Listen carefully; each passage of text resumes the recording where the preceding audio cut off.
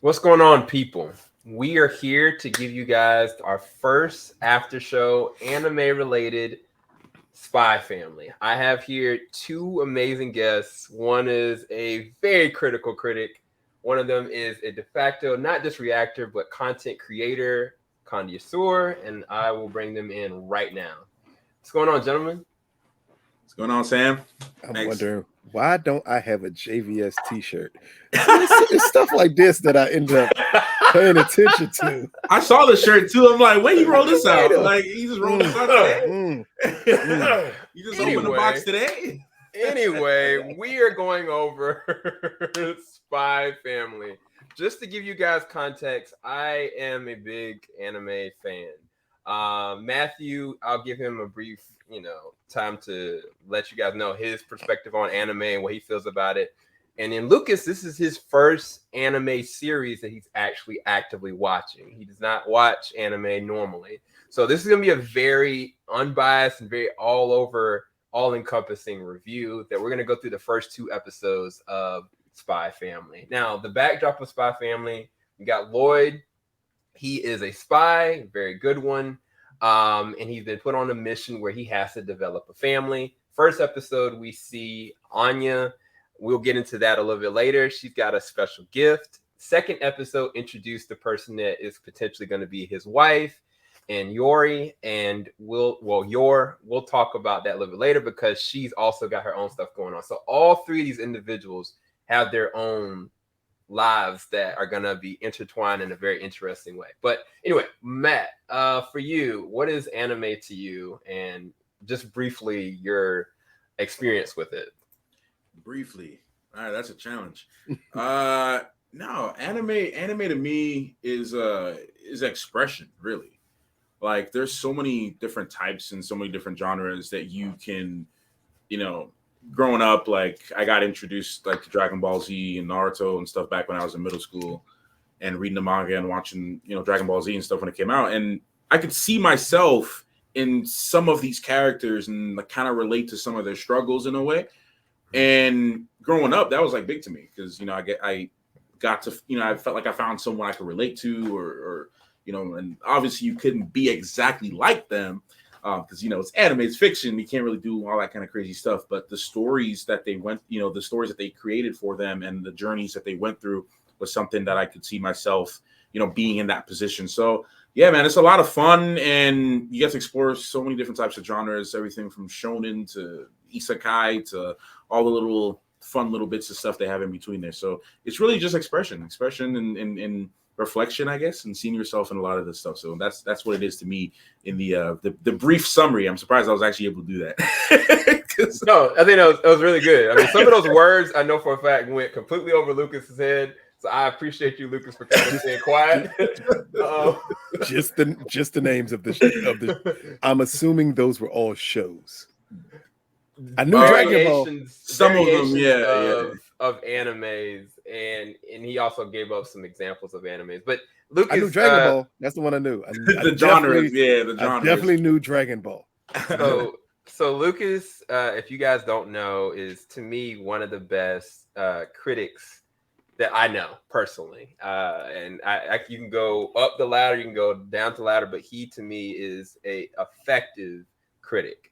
And so my personal question to you, Lucas, is why? Why are you choosing to dive into and putting yourself out there to check out anime now? Oh, mine's is easily and short because my partner in this JVS thing eventually was going to force me to watch anime. It's going to happen eventually. And then I just say, you know what? Let's just do it and see what happens. I mean, I'm a firm believer that any form of expression should be something you should check out, even if it makes you uncomfortable. And it's not like I have not seen an anime before. It's just normally feature films that I have seen. And it's normally some of the bigger feature films of anime that I've seen. But here I said, you know what? Let's try a series and see how things build and see how characters develop and see if it can hold my interest. I'm extremely interested to see if things can hold my interest. And that's what made me decide, hey, let's give this a shot. And then Sam comes up with this movie, this this series to see what will happen. So yeah, so in just for context, you guys, I've never read the manga of this. I know that Matt has read the manga, but he's not seen the anime, so he doesn't. I mean, it's sometimes the translation is not always going to be exactly the same. I mean, so we're going to be coming from this from a lot of different areas. I'm literally tackling this completely not knowing, and this is one of Lucas's first anime series. I'm doing this way because the way that we're going to break this down is going to be very finitely different.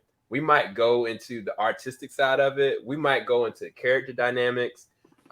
We may go directly in the story. But the reason why I bring that up is because for me, anime is like what Matt said, that it can be expressionism. It can be vulnerable. Sometimes the characters that they create can be so human and so raw that you connect with them on ways that you can't even with a live action character. And that's one of the things I found so fascinating, whether that is the way that they look, their expressions, their motivations, how they connect with you on a personal level. And I've always found that fascinating with animation in general, but specifically with Japanese animation. And that was the reason why I personally love it. So there's my intro. All right. So first episode, Spy Family, it starts off with Lloyd. You get a very interesting take on Lloyd. I'm curious y'all's perspective on him, but to me, it seems as though he's not just out to kill.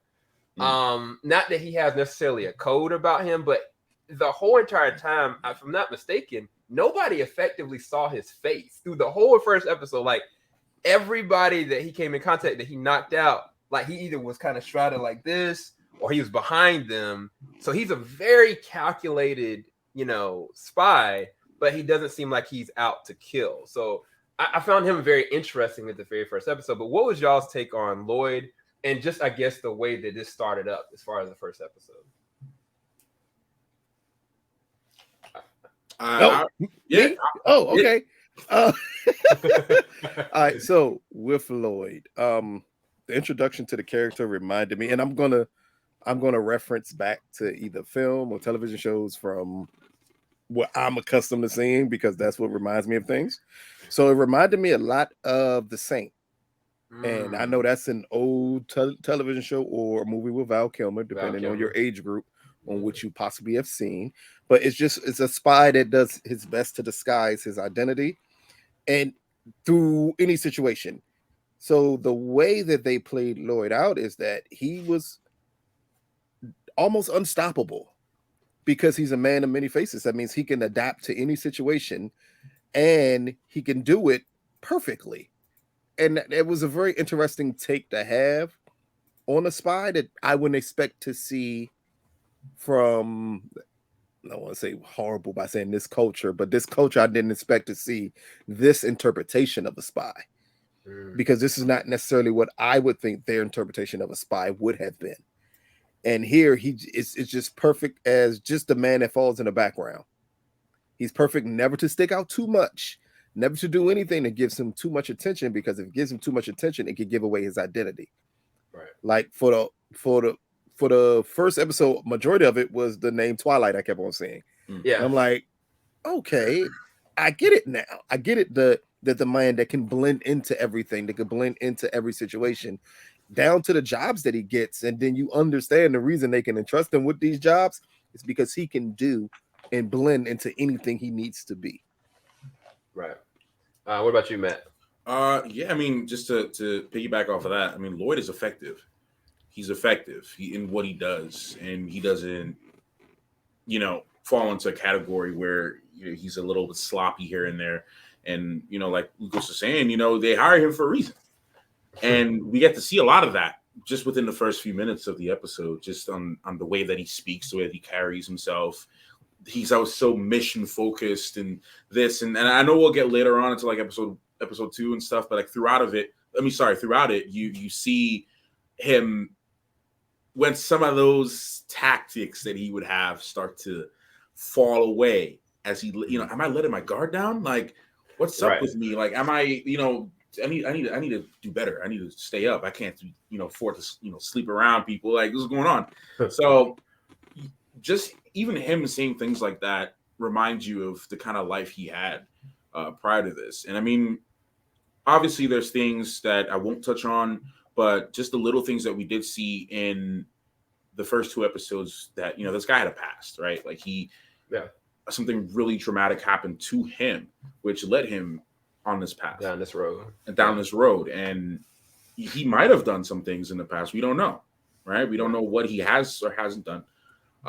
But going back to what you said about him not wanting to have any, cause any harm or to kill anybody, we can see that there's a lot of depth to him, right? Yeah. I'm going to do the mission. I'm going to succeed. And I'm pretty sure maybe he might have done some controversial hits and didn't even think about it. Maybe there was a point in his life that, he's like, bump this. Like, I this life I had, no one was there for me. I'm gonna just do what I got to do. Yeah. And, there might have been moments like that, right? So I just think he's a really interesting character. And as, Lucas mentioned, we would see this in more of like a James Bond type character. Like, a character like this in Western media, how we see spies, how we would think spies, would be or should be, right? So it was a nice take on him, man. And it's interesting too with him because the way how he looks, he doesn't necessarily look like a spy per se, right? But he also has that like pretty boy kind of like suave kind of look to him because you can see he can do heavy hitting jobs in the garage and then go on, become someone's like boyfriend. At the same time, he has it all. He has the things that's necessary for him to get the job done. So, man, he's a really cool character. Yeah, it's funny because that reminds me of Lupin on Netflix because Lupin, I mean, basically the same as that thing, except he's a thief, but he can literally blend into whatever direction. And it's very fascinating. But the thing that is a good segue, I guess, is Anya. Anya in this, I don't want to say she emotionally compromises him, but I think she makes him think back to who he used to be. Reason why I bring that up is because in the very early on moments, before he got the message on the train, he was kind of like, I gave up my chance for having a family. I gave up my chance for having this or that because I'm doing this for my country. And then he spits out the coffee because now he's got to actually have a family. And so he goes to the orphanage. He finds Anya there. She seems perfect to it. But then now we find out, and this is where we get to the supernatural aspect of this, science fiction aspect of anime.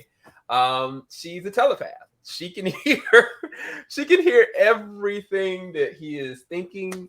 And she's kind of like, she really wants a place with him. But she's scared because like, oh man, am I gonna die? I'm excited. Like I want to, connect to these spots because she's still a kid. And I find that her conversations add to the comedy of this. And I was curious from y'all's perspective, like with her, and then I guess the tone of this, because you see early on, like there's death. Even in the second episode, this is a lot of blood and death as well. But then they mix and blend comedy and I guess family connection as well, human connection as well. So did you guys think tonally this was all over the place or was a nice blend? And how does she fit in this with you from y'all's perspective? Oh God. So if it's one character that tried their best to take me out of this show, it was Anya. And only because it just felt so forced in the beginning. The introduction felt forced. But once you get to her relationship with Lloyd and the way that progresses on the show, it's naturally what a kid would do. A kid who's yearning to have someone accept them, someone to love them. I think what helped the backstory and what helped put me back into this whole first episode, because that's the setup for Anya, is in the first episode. What helped bring me back to it is she's been in 4 different orphanages and she's been returned 4 different times. That was a very key line that was needed for this, because then you fully understand why she latched onto him so fast. You understand why she's doing everything humanly possible to stay with him. On the other side, you understand Lloyd's whole situation because of his possible backstory. But not only that, it was always a situation where if you attempt your best to put up this wall around, it's always going to be the smallest things that can break your wall down. And I think he feared that from the moment he got noticed that he had to have a family with a kid. You have to understand those connections are going to come there. Yeah. So I think as it progressed in episode 2, their relationship became so much better. Like by the end of episode 1 going into episode 2, Anya seems at times to make him soft enough to make him more likable. And as Sam said, she plays a element of comedic relief for the show, but also it brings that element of, and again, another weird comparison. If anyone ever remembers Kindergarten Cop and a little white kid that was latching on to Arnold Schwarzenegger and the way he was able to drop his guard down, that's what this reminded me of, is that same way of just him dropping his guard down around her. Like at the end of the first episode, that scene where he's just so happy because she completed a task and he passes out. And when that happens, I'm like, oh, that is the feeling of complete joy that this situation happened. It was like he became a proud parent that this happened with her. At the same time, he was able to relax because a lot of the worry was gone. Right. Like again, she at the beginning is forced, and then she can be a bit annoying, but all kids are. Like that's what makes this good. That's what made it work, especially again going into the second episode. Right. So as far as the first episode, as far as the intro, and I'll let Lucas gauge this one. If you didn't watch any more and just go off the first episode and the ending of it, because the ending of it was kind of like it lingered on into her getting the message that, oh man, I got in, but we need to find a wife. Did it make you want to see the next episode? Either one of you guys. I mean, I guess Matt, you got to take that. I'm biased. You know what I mean? So let me just preface this. I'm extremely biased to this story in general. But I can definitely have an objective approach just because, at the end of the day, it's you gotta. That's me. I like to view things from this is my bias, but I can see where it's coming from, kind of perspective. But no, I mean, obviously I was excited to see the next one. I mean, I was ready to, I think I binged like I read the first I don't even know, the first 4 or 5 chapters the same night, just because I'm like, where are they gonna go with this? Like, what's because when I saw the poster, man, I'll just tell you that I saw the poster originally when they first announced that they were doing this manga. And I'm like, Spy Family? I'm like, what the heck is this? And then, there's like a telepath, this assassin, and a spy. I'm like, what on earth are they trying to actually do here? What is this? I'm like, I gotta read this. And then I'm like, what's the hype? And then my cousins are telling me, like, man, you gotta read this. You gotta read this. I'm like, okay. I'm like, fine. My younger cousins say they like it, so it must be something cool. And I read it, and I'm like, okay, this is it. This is interesting. I need to see where this is going. So, I mean, yeah, man. I hope I answered your original question, by the way. Yeah. You're interested. After the first episode, you were drawn in. I wanted to actually. Sorry. Oh no, sorry. I wanted to actually quickly comment on the Anya thing in the beginning. She. I mean, how could you not like Anya? She's adorable. She's so adorable. I mean, like you said, kids are kids. Kids are kids. But then sometimes you might look at them and be like, dang, man, we gotta be like that. And then they might just do something and be like, oops. And you're like, oh, never mind. All's forgiven. Like, it's okay. I'm not mad at you. Man, look, I'm gonna tell you this. as a dad of 2 children, when Anya went into his office and got on the comm, I was like, the trigger. First off, no, because he did everything he could to try to keep her in there. Like, she was breaking down and everything. He's a whole spot. Anyway, she's cute. I love her. The thing about her conversations that she has, it kind of connects with us as the audience because we're like, oh, look, like this is a weird situation. There's something she says in the second episode, like assassin, spy. Oh my gosh, like you would think she would say, I'm gonna die. She's like, no, I'm excited. So I love that witty banter that she's having in her own head more so than what she's outwardly saying because we're thinking and processing that as the audience. So anyway, that's my thought. That's why it was important to make her a telepath. Right. It's because you can have those inner conversations. My favorite part is every time he says something, Papa is a liar. Papa is such a liar. and he's a bad liar too at that. Exactly. Right? He's a bad liar. We, as the audience, you need that because she becomes your inner voice of pointing out like, oh, he just lying to lie. This man capping. Oh man. All right, so Lucas, what about you? Now, after the first episode, I'm not gonna lie, I was like at 55, 45. I'm like, well, I don't really need to continue this. Like, I could end it here and I'll be perfectly fine of not understanding anything else. And it's not necessarily the end of the episode. The end of the episode ends well, but it was such the build up to get to that point. Again, for someone who is not accustomed to anime, I don't know how quickly these stories move along. Like, by the end of the episode, I still couldn't get over that. The guy just told him, no, just go ahead and take the kid. I don't care. Like, I'm still stuck. Like, how do you get a kid this fast with no problems? Like, I was still stuck there. So at that point, I was like, I don't have to watch anything else. And I think I text Sam, like, he said, you ready for the second episode? I said, I guess. Like, it wasn't something like I was like overly intrigued about continuing to the second episode.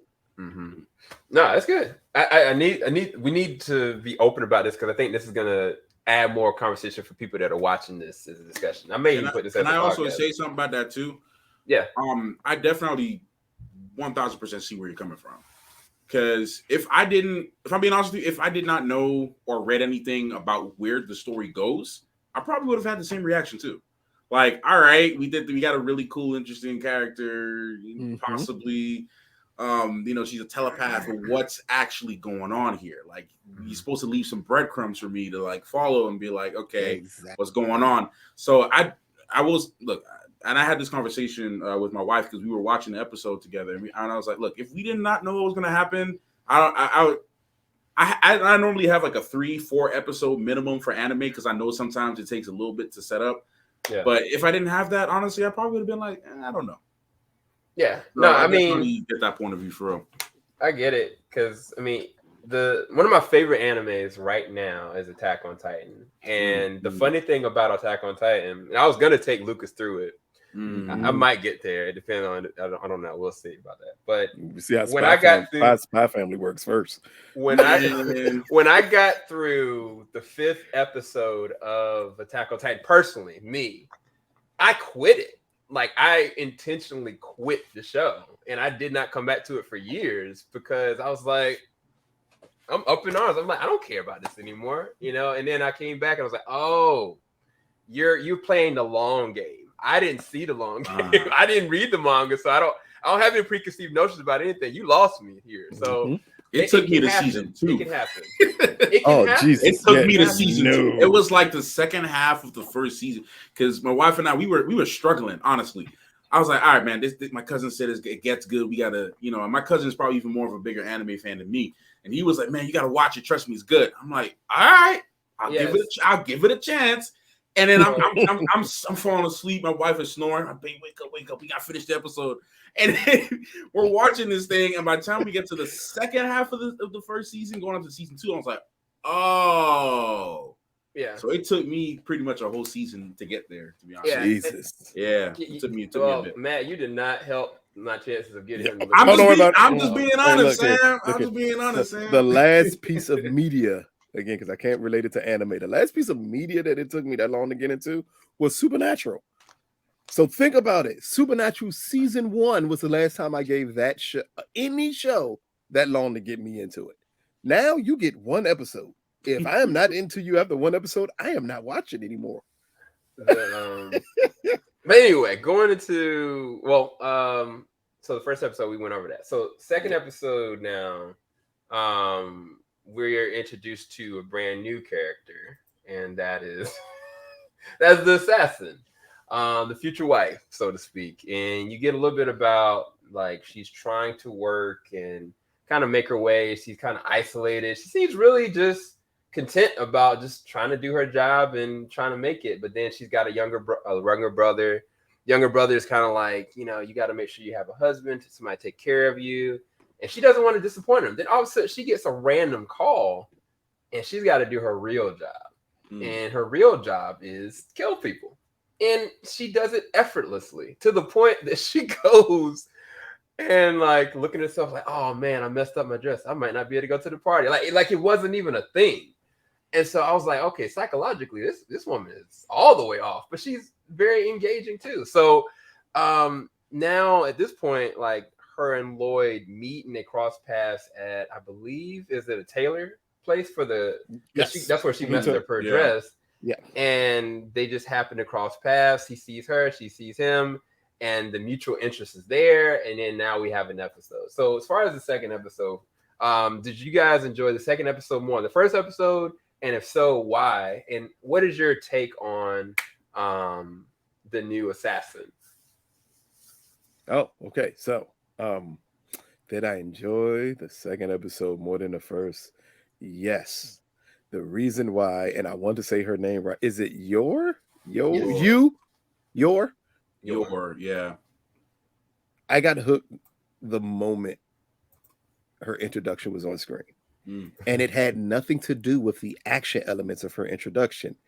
It was just her when she was talking to Camille and other girls at the shop or at their place of work.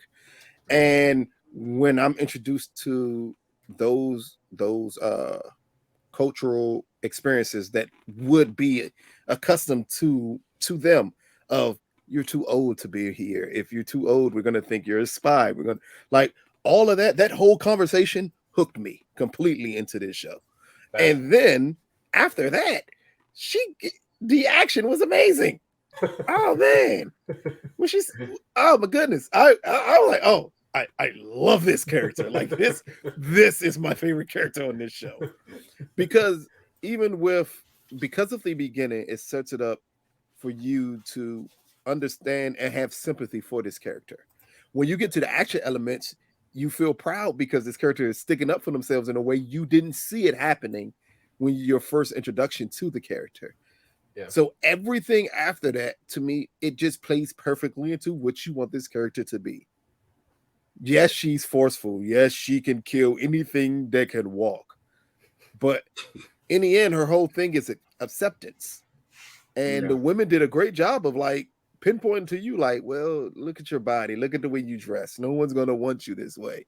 And you needed those elements to build this character up because, again, all of this happens extremely quick.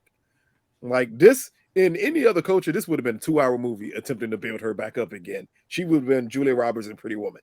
But instead, you get this quick build up, and the payoff for the build up is great. Because even though it's kooky and crazy and extremely fast, everything that happens between them two, at no point in time did I think it wasn't believable. Right. And that's what hooked me into it. And that's why this was the episode that had me saying, okay, we can watch episode 3. We ain't got to jump into a review right away so I can see what happens in episode 3. Because now that they're together, I need to see what's going to happen with this spy and this assassin. Because now I'm invested into the show. Oh, man. What about you, Matt? So, yeah, for me, honestly, the very first time that I saw York, because I'm like, okay, she's an assassin. I'm like, okay, we already knew that going into it. Well, at least some people knew that going into it if you read the description and stuff on Crunchyroll and all that. So you're like, okay, one of them's an assassin. We go into this, and we get her introduction. So first of all, I gotta say this from page to screen, perfect. By the way, like everything is panel for panel. Give or take some background information. Like the first episode actually took out some things that were missing. That I thought was needed for development purposes that they did not include, which I was like, okay, why they didn't do it? But it's okay. But besides that, everything was pretty much spot on. So seeing her, I'm like, all right, she's acting like this in front of all these girls. You know, is she just trying to have like this double identity thing? Like, is she just trying to play them? Is she here trying to kill someone? Is she on a job? Like, what's her deal? Why is she acting so nice? And then we find out she actually really is just nice. Yeah. And it's so weird because yours scared me, y'all. Yours terrified me. Like once I saw how nice she was and how nice she was with her brother, because there's nobody around there, so it's like she's not trying to put on a show for anybody. So I'm like, okay, this is genuine. She's having a real deep personal, conversation with her brother, and it's real. And she has these real human desires, like, oh yeah, I want to be, like you said, she wants to be accepted. She wants to be in a spot where she has all this kind of complexity. But anyway, so when she gets that call and her eyes dip, and I'm like, okay, she's terrifying. I love this. Like, she's absolutely scary. And she goes in and just, sweeps the floor with all those guys, washing her hand, all casual. Oh man, my dress, so her introduction, just to echo everything that was said so far, is just perfect to me and sets her up as a really complex character, which I'm like, that has a lot of mental issues. Everybody got a lot of mental issues here. If you really look at this, which I think, is going to play into them being a really good family, ironically, because they all got crap they got to deal with. It's trauma. And it's trauma. And a lot of people say trauma brings people together, especially in anime. Trauma is the main factor that brings a lot of these groups, these trios together in anime. So yeah, man, I'm looking forward to see. And I'll say this, I didn't get too far in reading because I knew the show was coming out pretty soon. So I'm like, you know what, I can wait. So ultimately, I want to see where this goes down the line with this family. But her introduction was amazing, and the bond, like you said, Lucas, was believable. And they both want something from each other. Exactly. They're like that. That's why it works. He's like, look, man, I need you for this job. And she's like, I need you to help me get through this thing because I'm not trying to get got. I don't need anybody coming up to my house, rolling up to me like, oh, she's a spy, and now I got to kill people for no reason. I ain't even get paid to do it. like I'm not even getting paid to wipe these guys out, and I got to do it now because I got no choice. So they both have something to benefit from each other. But you can already start to see a connection because you can see that Yor herself probably hasn't been appreciated by anybody, even if it's pseudo. Even if it's a fake situation, like, oh, the whole proposal with the thing, which I think was amazing. Like, here, I lost my ring. Here's the hand grenade. You can see her blush a little bit. Yeah. Because it's like, all right, look, I know this isn't real, but this, like, it feels real. And that also goes back to show how good, Lloyd is at his job because he knows how to put it on. So, yeah, man, it's going to be interesting. It's going to be real interesting seeing where they go from here and how all three of them interact going on down the line. I know some stuff that happens in episode 3, so I won't comment on that, but everything beyond. I'm trying to watch my words, man, because I'm trying to watch my words. But that's it. That's all I'll say on that. We appreciate you holding your tongue. Yeah, I want people that spoil stuff, so I'm gonna just, I'm not gonna contribute to that. Yeah, one thing I was gonna bring up is a scene that I think that I love the build up for it. Like when she was at the party, but even before she got to the party, and like Lloyd is going and doing his thing, and she's outside. She's like,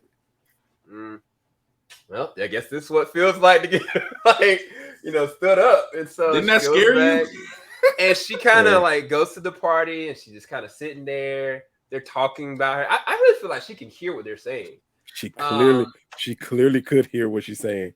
And man, the moment that she contemplated, she's like, I could kill all of them. Hey, and my brother wouldn't even know. Like that was my favorite part of this whole episode. I was like, scary. That's the scary part about Yor, man. And it's just fascinating to me is that the moment that she was like, you know what? Okay, I'm not gonna do it. I'm gonna suck it in. I'm gonna dip. And she was about to dip instead of killing them. He shows up bloody, and like he messed up. This is the second time we've seen in 2 different episodes that he's kind of compromised himself and let his guard down for a second because he got something wrong.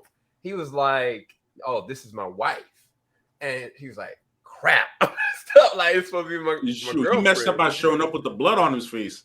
Yeah, but still, but it's like it's kind of like how much of that him trying to get there was for her. Or how much of that him trying to get there is because of the job, or was it a combination of the two? Because even like their conversation, you know, I found it so fascinating because, like, yeah, they're codependent. It's mutual, but I feel like even them trying to come up with these backgrounds that, oh, I'm a doctor. Oh, well, I just, you know, how to defend myself. Like, I don't even know if they care to believe that. I feel like they just want to mesh. And I think that's the thing that's very fascinating. Do you guys believe that they believe each other's lies, or do they just don't care because they need each other? I was curious y'all's perspective on that. It seems like, at least for me, from a storytelling standpoint, it seems like they're both just blinded by their end game. So when I'm blinded by my end game, I could care less about the minute little things that are in between it. As she said, like, I need to continue my killing. I need a cover. He like, I need to finish my mission. I need a cover. So all the little lies in between, they're paying it no attention. And that's what makes this whole thing and them being together so fast believable. Is because you're dealing with two people who have an end game. So you're not going to pay attention to little things.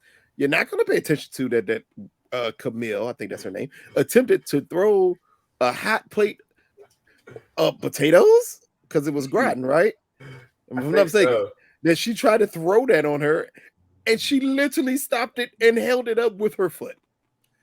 That should have been like, wait a minute, you shouldn't be able to do that. Or him killing everything or shooting everything that moves and saying, oh, no, these are just my patients. I need to stop them. Like, what type of doctor do they think I swear, unless I'm wrong, unless the transition is different. He did say I'm a psychiatrist, right? He did. Yeah, he said he's a psychiatrist. He said a psychiatrist initially. And he showed up to the party covered in blood. What psychiatrist? What are you doing? He's like, my patients were coming at me, man. They were mad. Violent. Exactly. But it's a normal Tuesday. They needed to hit real quick. I had to hit him. It's the need for both of them to believe each other's lies that make this work. Because we understand that both of them have an end game. This is not a situation where she's just falling in love with Lloyd head over heels and she's just ditzy to everything she's seeing. Right. It's that she just doesn't care. He's a means to an end to her. And same thing with him, with her. So again, it works that way. So I don't think they're believing each other lies. It's just the point that they don't matter. The end game is way more important for both of them. So, and I mean, I don't know how far Matt is, but this is where it gets very fascinating for me. This is what, it's not even necessarily the second episode that made me want to see more, but the possibilities of how dangerous this can go. Not only you have a spy, you know, that's very good at his job of strategically doing stuff for the government, but you have an assassin that is strategically doing something completely different. And they could be on opposite sides of all this, one. But the other scarier part is, how do they coexist with a child? Because it's different, you know, needing each other for their own means, for camouflage. But it's another thing also raising a covered child that also is a telepath. So it's kind of like, as a parent, that's hard. Like, parenting is hard. And so I'm curious to see how this is going to work. And then how dangerous this is going to get. This is where I'm very excited about where the show could go, knowing full well that they've already shown how violent the show could be, but also more so like how dark the trauma is from their backstories. So I was curious from y'all's perspective, like, how bad is this going to get? So and what does this look like as parents? I can't answer any of those questions. Period. I can't even comment. And I wanna say something because I want to. God dang, dag nabbit. Like, I want to say something. Like, I want to specifically talk about like Anya, because they dropped some. Okay, I will say this because I don't think this is anything crazy. Initially, when we first got to see a little bit of Anya, and we found out where she came from. Oh, yeah. And the fact that they were doing things to this poor kid. Initially, at the time when I first saw that, I'm like, okay, we got to go deeper into that. Yeah. Like we need to see where that is, like how that's going to play out with everyone else, and maybe with her. Who knows? So, yeah, I mean, I did have all those questions initially about all of that. So, I mean, that's the most I can really say without. That's it, man. You ask you. I'm like, man, please don't ask a question I can't answer. And then here we go. And then Yeah. he follows up with a He question follows you up can't with a answer. question I can't answer. Yeah, that's all I'm gonna say, man. That's all I'll say on that. Yeah. What about you, Lucas? I am completely lost. I can't even remember your question. I really want Matthew to tell me what happens, but go ahead. What was your question? No, the question was I ain't gonna do that. the scary aspects of where this is going for them being who they are and parents, and even deeper than that, how this is gonna play out from their professions. So, you know, like the parent side is already a dangerous thing. But then the other side of who they are and what their professions are, they counter each other as well. So I'm curious y'all's perspective or your perspective on that, Luke. Well, that's what makes the show interesting. Is how do you put all three of these elements together? Like, again, Anya's the only one that knows the truth about everything. Yeah. And she's a kid with an emotional attachment to them. So that's fascinating. With the two parents, or the two parents being stuck into their careers and understanding that both of them have separate missions here and separate goals that they're trying to reach. And here's this kid in the middle whose main goal so far is that both of them care for her. Yeah. And that she loves the action. She loves the intrigue. She's a kid. Again, this she's living a television show right now. So she's absolutely in love with this experience. But again, those elements being forced together this way is what's going to make the show. And that's something as an audience member, when you're tuning in, you're like, okay, so she's an assassin. When are they going to find out what each other do? Like, that's what you're wondering. When are they going to find out that Anna's a telepath? That's something you have questions for. When all of this gets together and all of them three figure everything out, how does that work on this show? Again, it's just so many different elements that keeps the audience intrigued. I don't think it's a bad thing. I think this is the best thing humanly possible for this show. Is that you're intrigued by every character that you've met so far, including the I was about to say something completely wrong, including the guy with the curly bush. I'm even interested in him. He comes across as a kind little Jewish kid, but clearly that's not who he is. But boy, that's how he looks on the show. And his role on how this goes, and the agency's role on how it goes, and who was you taking the call from that put her on that mission? How is that going to go? How's it going to go with her brother? Like, I'm interested in every element of the show, and I'm intrigued to see how it works out when all of their secrets are revealed. I think that's when you're going to get a completely different type of show. Ladies and gentlemen, we got him. Let me. I'll say. Can I comment on this if that's all right? Okay. So after, because I think the show's actually going a lot faster than I thought. Because they're compressing a lot of different things into certain episodes. Because the way it works, these chapters, they released them maybe like 20 pages every week, how they were doing it. And the manga, normally when they release it every week, is like 20 pages or so every week. Once a week they'd release it. So technically I read it for like maybe a month, 2 months. But really, that might be only up to like episode 4 or 5 if I'm seeing how fast they're going. So maybe around that point, you might got me in the blind zone where I'm, depending on how fast they do it, you might have me in a spot where I'm like, okay, I have no idea what's happening next. So eventually, we're all gonna be on the same playing field. Which is because I stopped reading just because I knew. I think it was around last year when I stopped reading when they made the announcement that they're doing the anime, and I'm like, okay, I can wait a year. Like, I don't need to read anymore. So I stopped, and I'm like, I can wait. I would lose my mind if I was reading something and they made me wait. Well, I mean, the story's still going on. They're still releasing new chapters every week. Like, no, that's what I mean though. If I had to wait a week, a week. Oh man, 20 pages only lasts maybe 10 minutes. You know what's worse? There's another manga that a lot of the fandom just kind of gave up on it because they release one chapter every month. See? So you're getting like 20, 30 pages every month. And then when they released the anime, 4 months of reading was only 2 episodes. See? 2 episodes, man. That's why it's best to wait for these to come out because you can that's pretty much in these written forms. Are there bubbles? What's that? Are they in bubbles? manga? If there's are there bubbles in it? bubbles? Yes. Oh yeah, it's bubbles in there. Yeah. That takes me out of it right there.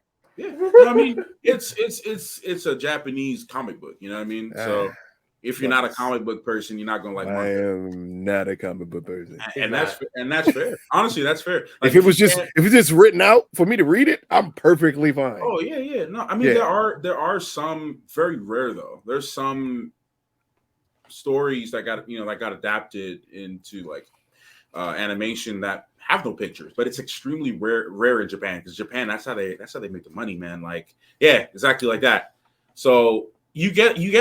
I mean, the good thing about it with this is that you get key visuals, right? Like you get basically a storyboard already done.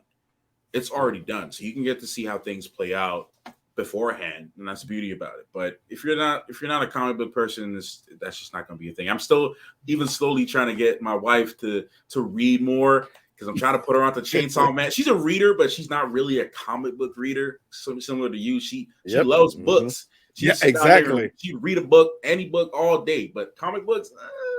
Yep. So, I get lost the moment the bubbles get into play. I'll be like, nope. Nope. I'm telling you, Sam, when that Chainsaw Man dropped, remember I said it first. I'm saying it first on this video. That Chainsaw Man gonna be something. So especially since Mappa is doing it. So I got her to read, the first volume, and now she's onto it now where she see where it's going. But I'm letting y'all know right now. I know it's had nothing to do with Spy Family, but that's gonna be the next thing later on this year. Well, we potentially have another anime we're gonna go over, so we're gonna cut this short. Mm-hmm. So yeah, we can rate these episodes real quick. 80F. What do you guys give episode 1, and what do you give episode 2? I don't know if it's fair to give it an 80F personally for the first episode. Yeah, I mean, in all honesty, for any television show, until you get halfway through it, if you could get through the first episode, once you need to get halfway through it before you can actually give a rating on what the show is. Because other than that, you don't really know. Like you can say, well, the first episode was a C and then the second was an A+, but no, it's not really telling you much. It takes at least 4 episodes for you to say, okay, I believe this is what this show is, and this is my ranking on the show. Yeah. Until then, you gotta wait. What was it, Stargirl? Remember we watched Stargirl in like Absolutely. the first 2 episodes? No. You did. I absolutely love Stargirl and forced you to watch it because you kept on saying bad things about the first season, and I told you that season is amazing. But for this show, like right now, for Spy Family, it's reminding me, again, another old movie, of a movie called Undercover Blues that came out in the early 90s with Kathleen Turner and Dennis Quaid, of 2 like spy assassins and such, and they had a baby and they were trying to be a family and still do the work that they were doing. So this has that. It has remnants of it. It doesn't fully remind me. What's the name of that one? I never even heard of that. Undercover Blues. I gotta watch that like ASAP. Actually, yeah, I never heard of it. It's not like there's not the baby's not a telepath, and it's just that the dynamic is similar enough where it keeps me super intrigued into this show to see where it goes. No, I'm with it. Well, you guys, we're gonna cut this. Hope you guys enjoyed our discussion on episodes 1 and 2 of Spy Family. Matt, where can everybody find you and your content? Yeah, all the platforms that you use, it's just this name right here, Matthew V. Haynes. So just search that on whatever social media you use. I'm pretty sure I have it. And I believe you got a reaction to the first episode, right? Yeah, wifey and I, we did the first 2 episodes actually. So you can actually find that on our anime channel called The Nerd's Eye. So just look that up on YouTube. It's a newer channel, so we're trying to get that up and running. So definitely check that out. We're going to be reacting to every episode every week. Yes, sir. And you know, me and Lucas, we're just here in the background. So just we'll be back. We got some more surprises. Whenever Sam lets me out my cage to yell at you all, I'll be back to yell. Hey, maybe on the next anime. We'll talk to you guys soon. We'll be back next week. Peace, guys. Falling off the top of